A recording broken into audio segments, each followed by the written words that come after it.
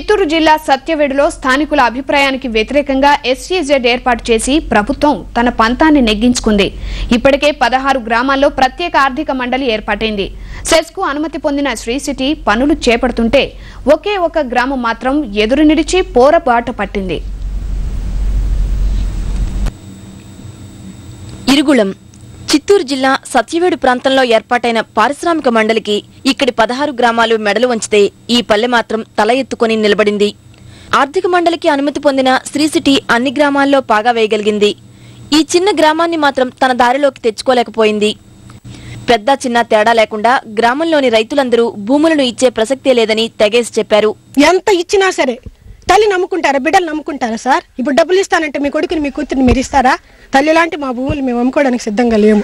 వ్యవసాయం మీద ఆధారపడి మేము మా తరతరాలుగా బ్రతుకుతున్నాము. ఇప్పుడు ఎస్సీజెడ్కి ఇచ్చేసి మేము ఎట్లా బ్రతకాలి? వాళ్ళు ఇచ్చే డబ్బులు తీసుకుపోతే బయట మాకు అసలు ఏమీ రావడం లేదు. మేము పక్క గ్రామంలో కొంత పొలాలు ఉంటే అవి ఎస్సీజెడ్కి ఇచ్చాము, కానీ ఆ డబ్బులు మేము ఏం చేసుకున్నాము? బయట తీసుకెళ్తే దానికి ఏమీ రావడం లేదు. పైగా దాని మీద ఏదో కొంత అంత అప్పు తీసుకొని ఉంటే ఆ అప్పుని ఏమంటే గవర్నమెంట్ లోన్ కింద పట్టేసుకున్నారు, కానీ ఇప్పుడు లోన్లు తోసేశారు. మా పొలాలు పోయినాయి, మా అప్పులు గవర్నమెంట్లో మా వచ్చిన డబ్బుల్ని కూడా అప్పు కింద వాళ్ళు పట్టేసుకున్నారు. మేమేమీ లేకుండా నిరాధారం అయిపోయినాము. అట్లాంటి పరిస్థితుల్లో మా భూములు మేము ఎందుకు ఇవ్వాలి? దాదాపు 600 ఎకరాలు సాగు భూమి ఉన్న ఇరుగుళంలో ప్రతి ఒక్క రైతుది ఇదే మాట. ఇప్పటికే చుట్టుపక్కల గ్రామాల్లో ఎస్ఈజెడ్ కోసం పొలాలనిచ్చి చితికిపోయిన రైతుల గాథలు వీరిలో ఆలోచనకు తెరలేపాయి. ఇప్పుడు భూములు ఇచ్చిన గ్రామాల్లో పరిస్థితి ఎట్లున్నదంటే అతి దారుణంగా ఉండదన్నమాట. అతి దారుణంగా ఉండదు. అంటే రైతులు వచ్చి దాదాపు అంతా కోల్పోయి ఇచ్చిన డబ్బులు ఒక 2 లక్షలు 3 లక్షలు 4 లక్షలు తీసుకున్న డబ్బులు అప్పులకి సగం డబ్బులు కట్టేశారు. సరే ఉండేదాంతో ఇల్లు కట్టుకుంటే ఆ డబ్బులు దానికి సరిపోయింది అనమాట. ఇప్పుడు నడి రోడ్డును నిలబడి ఏమీ చేసుకోలేని పరిస్థితిలో ఉన్నారు గ్రామాల్లో ఇచ్చిన రైతులు.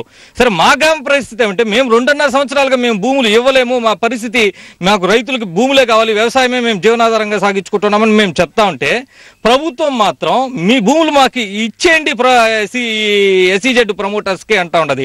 ఎందుకు సార్? వీరంతా ఇంత కట్టుబాటు మీద ఉండడానికి కారణం లేకపోలేదు. నడివేసవిలో కూడా నీటితో కళకళలాడుతున్న చెరువు ఆయకట్టు భూములు వీరివి. ఈ చెరువు మే నెల జరుగుతున్నది. చెరువు ఇంకా పెత్తం లేపలేదు. మేము సింతం నీళ్ళు పారుతా ఉన్నది. మేము చెట్టుగా కట్టుకుంటా ఉన్నాము, అన్ని చేస్తాము, శనిగ వేసుకున్నాము, అన్ని పైర్లు పెట్టినాము, 4 భాగాలు పైర్లు పెట్టినాము. మేము ఇక్కడ అన్ని పెట్టుకుని మేము కోసుకుంటున్నాము, దాని వల్ల జీవిస్తా ఉన్నాము. అదేమంటే మెడ్రాసులో పోయి ఉన్నారు బతికంటారు. మేము మెడ్రాస్ ఏం చేయాలి? చదువుకుని ఏం చేయాలి? పోయి వ్యవసాయం చేసేవాడు మెడ్రాస్ పనికి వస్తాడా? ఎవరు ఇస్తామంటారా? ఇచ్చే నాదులో లేదేడా? దాని గురించి బతికేవాడు ఎవడన్నా ఇస్తాడా? ఇది బీడు భూములు కాదు, ఫైర్ చేసుకునే భూములు. ఎకరా 30 బస్తాలు అవుతాయి మా ఊర్లో. మేము ఇవ్వదలసిన లేదని మేము నిర్ణయిస్తున్నాం. సిరులు కురిపించే ఈ సారవంతమైన భూముల్ని వదులుకునేందుకు ఈ పల్లెలో ఏ రైతు సిద్ధంగా లేరు. అందుకే ప్రత్యేక ఆర్థిక మండలి పేరు వింటేనే ఇరుగుళం ఇంతెత్తున లేస్తోంది.